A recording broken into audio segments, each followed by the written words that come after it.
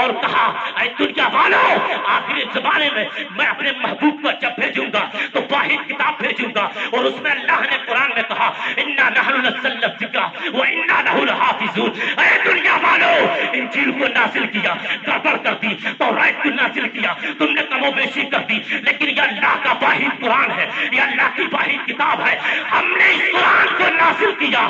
اللہ نے 14ویں سپارے میں پہلے ہی صفحے میں کہہ دیا اگر کسی نے گڑبڑ کرنے کی کوشش کی، اگر کسی نے چاہا کہ ہم قرآن کو تبدیل کر دیں، کسی نے چاہا قرآن کو کم و بیش کر دیں، تو اللہ نے قرآن میں کہا ہم اسی کو نست و نابود کر دیں گے، اسی کو زمین میں ملا دیں گے، اس لیے کہ اللہ نے قسم کھائی ہے ہم نے قرآن کو نازل کیا ہے، ہم بھی اس کے محافظ۔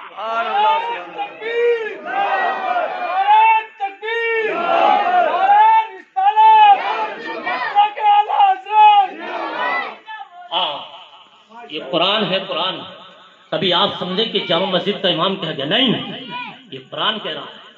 اور قسم خدا کی ہم نے قرآن کو معاذ اللہ ہلکے میں لیا، میں پہاڑوں پر نازل کر دوں، کھڑا ہو گیا ہاتھ جوڑ کر اور کہا مولا میرے اندر اتنی طاقت کہاں کہ میں قرآن کو سنبھال سکوں۔ زور سے بولو سبحان اللہ، دونوں ہاتھ اٹھا کر بولو سبحان اللہ۔ مجھ میں اتنی طاقت کہاں کہ میں قرآن کو سنبھال سکوں، لیکن میرے بھائیوں یہ اللہ رب العزت کا شکر ہے، اللہ رب العزت کا احسان ہے، اور پیارے نبی علیہ السلام کی امت میں ہمارا اور آپ کا پیدا ہونا یہ بہت بڑی فخر کی بات ہے۔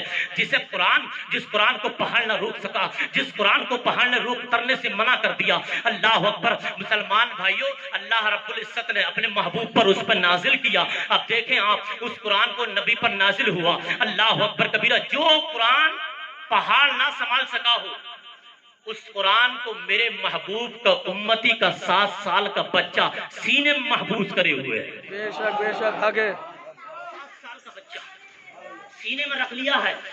یہ نبی پاک صلی اللہ علیہ وسلم کے امتی ہونے کی دلیل ہے کہ اللہ رب العزت کے محبوب صلی اللہ علیہ وسلم کا امتی ہونے کی سب سے بڑی دلیل ہے کہ اللہ کے نبی صلی اللہ علیہ وسلم کے امتی کی بھی شان یہ ہے کہ جسے پہاڑ نہ سنبھال سکے اسے نبی کا امتی اپنے سینے میں رکھتا ہو۔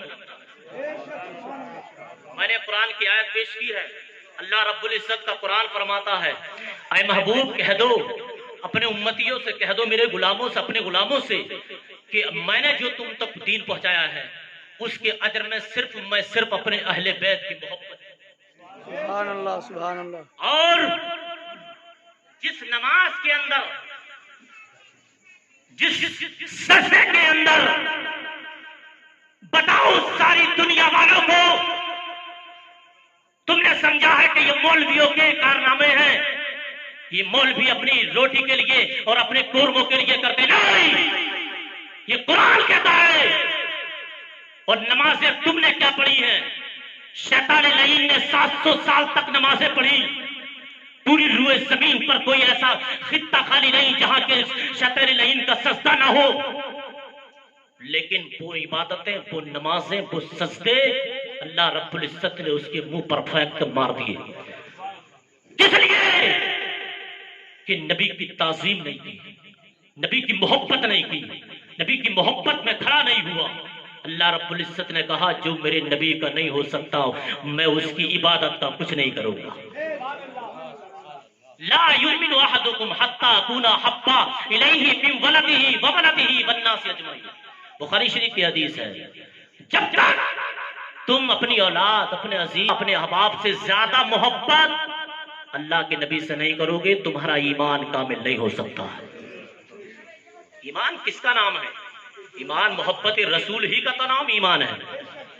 نبی پاک صلی اللہ علیہ وسلم کی بارگاہ میں ایک نوجوان آیا، ذرا ذہن میری طرف رکھیے اور جو باتیں یہاں سے جائیں اس پر دماغ میں ڈالیے، صرف ریاکاری مت کریے۔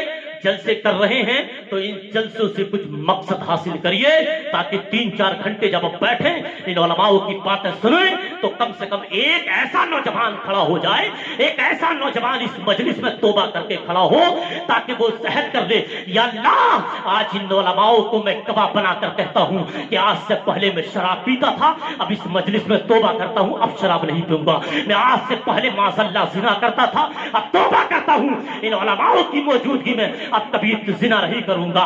یہ محفلیں تب تمہاری رنگ لائیں گی، یہ مشقت محنت تمہاری تب رنگ لائیں گی۔